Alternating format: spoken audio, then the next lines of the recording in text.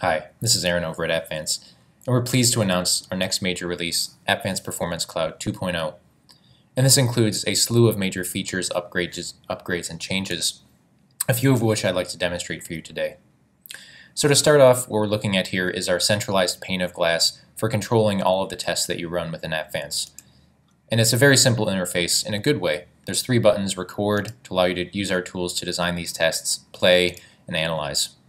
And what I'd like to do is show you the ease at which we can create some test cases, how we're able to turn that into complex and meaningful scenarios, and then the deep results we have on the back end. So for test case creation and authoring, we have a technology we call the Designer. And this gives you advanced record playback of even highly complex HTML 5.0 applications without having to write a single line of code. So to demonstrate how it works, I'll use a public website like Delta's airline site. And when I start the Designer, it's going to open up a new browser session and load this web page through our proxy. And what this allows us to do is capture your interactions with the UI elements on this page and automatically generate a script in the background. So really all it takes is using the application like you want in your business process. And in my example, that would be searching for some airports, choosing some dates, and booking a flight. And the really amazing thing about this Designer is when we have this test case created, we're going to be able to modify it, make it more robust, and also use it as both a functional and a performance test without having to change anything within the script. So it gives your individual scripts a lot more mileage. And what we're also able to do here is turn on think times. So when I turn think times on, as a test author, the next time I make an action, it's automatically going to add a wait statement into this script for how long it took me to operate that next step. This allows you to create test cases that are very, very similar to real-world behavior, adding in some processing time, some think times to your script. So at this point, we've gone through our business process, and I'll end my recording here. And as we can see, we've generated a script, and you might be surprised by how short it is. It's only 15 lines long, including my 3 wait statements. And this is the only thing we need here to run this as both a functional and a performance test. But there's a lot going on here, so let's dissect it a little bit. On the left, we have our action. In the middle, we have the accessor, how we're accessing the element within the page. And if there is a value, the value we're setting over here. And we can fully modify this. We can comment out steps, we can delete steps, we can set in a breakpoint, or we can add in completely new steps. And any JavaScript action is able to be executed here. So if it's a mouse over, if it's some assertion, if it's a if-else-if statement, or even storing a variable on the page and accessing it later, you can all modify it from this page. But what I'd like to show is how we can take this relatively basic test and turn it into a dynamic data-driven test. And we can do that with pulling in data from a simple CSV file. So when I recorded this, I recorded it with my static data, just adding in SFO and ORD. But with opening up the CSV file, now I can say the next time this test is operated, I want you to set this value with some random row of data from my originating airport column, and similarly for this destination column, I can do the same. So really within a couple of minutes and just with some drag and drops, I've turned this into a very complex real-world use case that I'm going to be able to run as both a functional and a performance test. And the last thing I want to do is change how I'm accessing this element within the page here. So if I search for JFK, it's going to come up with a different little pop-up. So we've stored all of the ways of accessing this UI element within this dropdown. So now I can say, depending on what airport I put in, I just want to click whatever shows up on the page. So very easily, we've created this script, we've edited it to be a robust use case. So let's save it and turn it into a scenario. And when we turn it into a scenario, we're going to be able to define all of the aspects of this test, how many iterations we're going to run through, if it's functional or a load test, as well as a lot of other options that we've added with APC 2.0. So the very first thing we can do is define the test type. So if it is a functional test, how many times are we going to run this? So this allows you to very easily set up some functional automation. We could say, I want to run through 50 iterations of this script and at the end get some results about what happened, if it did fail, at what step did it fail, etc. And then we can turn around and run that exact same script as a performance test with no additional coding required. And really for us, a functional test would just be one virtual user, and a performance test would be more than one virtual user. So we really take the idea of combining functional and load testing into one unified testing platform here. And within a load test, we'd be able to define different iterations. So we could say I want to run through 2 iterations of this, and at my iteration 1 here, I want to run it at 5 virtual users, or maybe that's 5,000. And then iteration 2, I want to run it at 10 or 10,000 virtual users. And with each one of these iterations, I'm going to be able to define the completion criteria. So we can signal that this test is complete after a certain number of test case executions. So I could say, of these 5 virtual users, I want them to take the script and run through it 100 times. Or maybe I want them to run it as many times as they can over 100 minutes, or more realistically, maybe an hour. So it allows you to really define within the scenario how many iterations are running, when they're ending, etc. And down here under test case, we also have a lot of other options for configuring what's going on. So within this example, I have my 1 iteration running at 5 virtual users. I'd be able to select multiple locations. And a location is a single machine used to generate load against your application to run our browser sessions. And this can be a machine that's either running in the cloud or behind your firewall. And you can pretty easily add it and add the URL to that and use it to generate the load. And also, we'd be able to limit the network bandwidth on here. So I could say these 2 machines are going to be the machines I'm using to generate my load, and I want to simulate different network bandwidths on my QA Lab 1. Now up here, I could say of these 5 virtual users, I want 3 of them to be created on my local host and 2 to be created on my QA Lab 1. And this allows me, when I'm starting to view the results, to get some information about what the performance of this application is when users are coming into it with limited bandwidth. I'd also be able to set up individualized runtime options. So we can set global options here, but what some of our large customers do is within one scenario, they'll have multiple scripts all being executed. And really what they wanted is the ability to control individualized runtime options for each test case here. So within these runtime options, we can set up specific ramp up and ramp down times, offset times, as well as interval and sleep times. And lastly, the thing we can control are the think times. So if there is a wait statement within that designer script, we can either leave the value as it is, or we can actually replace the value with something here.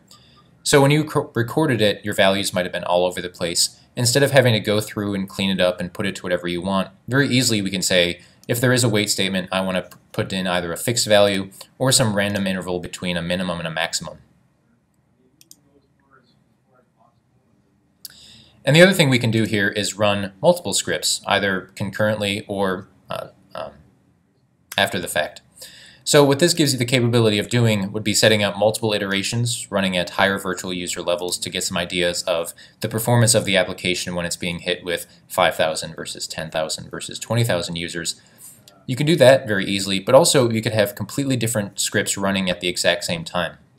So this drop-down is a look at all of the script runners that we offer. So if you already have SOAP UI projects that make SOAP or REST calls or JMeter scripts or a HAR file that makes HTTP requests, we can actually take them and run them within our platform, all the while we're simulating browser sessions. So you can combine both presentation layer and protocol layer testing all within one file, one scenario here. And the other thing I'd like to show you is how we've integrated with the cloud. So we support multiple cloud providers, Amazon EC2 and IBM SoftLayer. And what we're able to do is make a call to those cloud providers to simulate and spin up different test injectors within their data centers. And the benefit of using the cloud is there are data centers all over the world.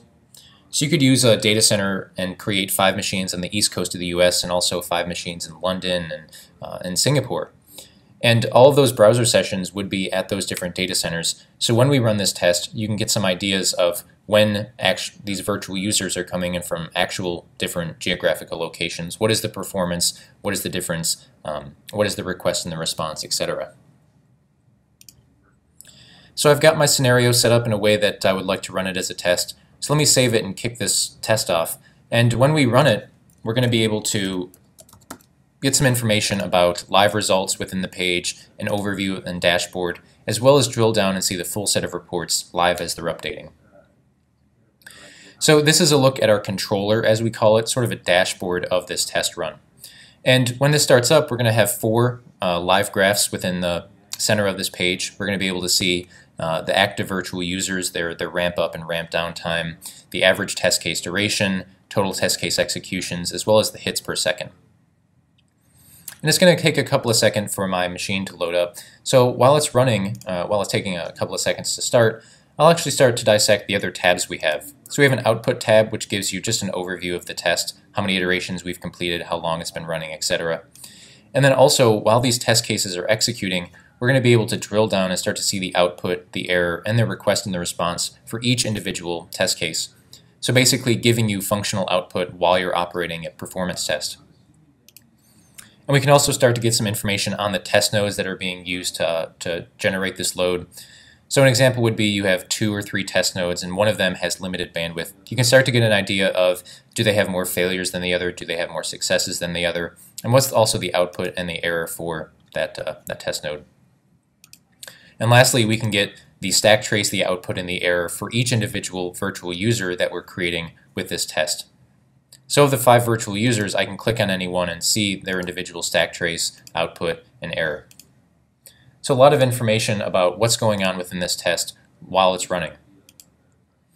And it looks like we're starting to get some test case successes here. So it might take a couple of seconds to show up, but once these are committed to the database, we're going to be able to see the full output of what this virtual user was doing within the application, the error, as well as the full request and the response. So you can start to drill down and get some functional output for these tests while it's running here. And the other thing we can do is click here and view our full set of reports. So within this set of reports, we're going to be able to get functional information, scalability information as the test is running, total test case executions, some resource correlation, and this is going to take a couple of seconds to show up while the test completes, results on time, and a step times report. And I'll drill into all of these while this test is running, but if I go back here, we can see that I've got some test cases and I want to start drilling into what was happening within that virtual user session, what was going on within the browser. And we can very easily do that with any of the test cases here. So if I go back and refresh, any new data that's been happening is actually going to be committed to the database here. I'm going to be able to drill down and start to see all of that information and get some information about not only what's happening within the front end, within the browser, but what's going on in the back end. So this here is a look at our APC monitor, and this is something that's included within our license, and basically you can set it up and put it on your application servers, your database servers, and start to get an idea of, as Appvance was operating a performance test, what was happening on my server stack. What is the CPU, memory, network, and some other information while this is going on.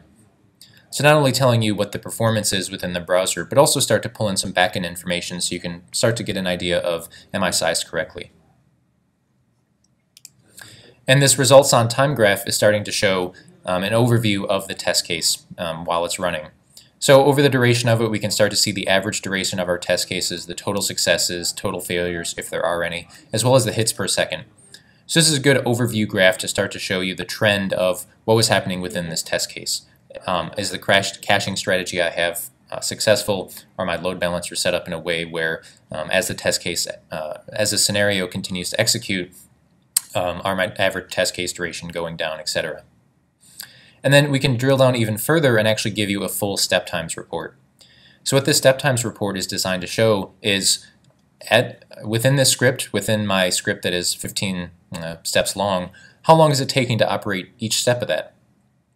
So this is giving you an idea of the response time of the browser, the performance of the browser, of how long it's taking the entire page to load and be presented to a user's eyeballs.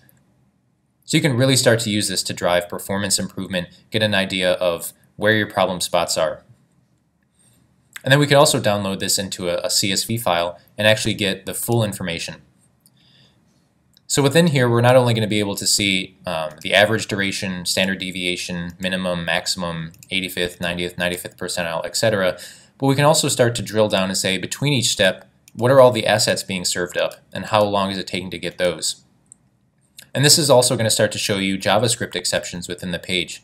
Because when we operate a test, we may be able to click on all of the elements within the page and we signal it as a completion, but there might be a couple of elements that failed to load or some JavaScript exceptions that didn't really stop us from completing the test.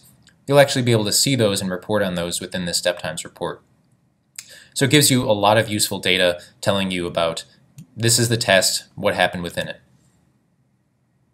And that's really everything I'd like to go over in this video, looking at how easily and rapidly you can create these test cases, even of pretty complex sites, the flexibility we have in turning this into a scenario, and then all of the results that we can get while we're operating this test here.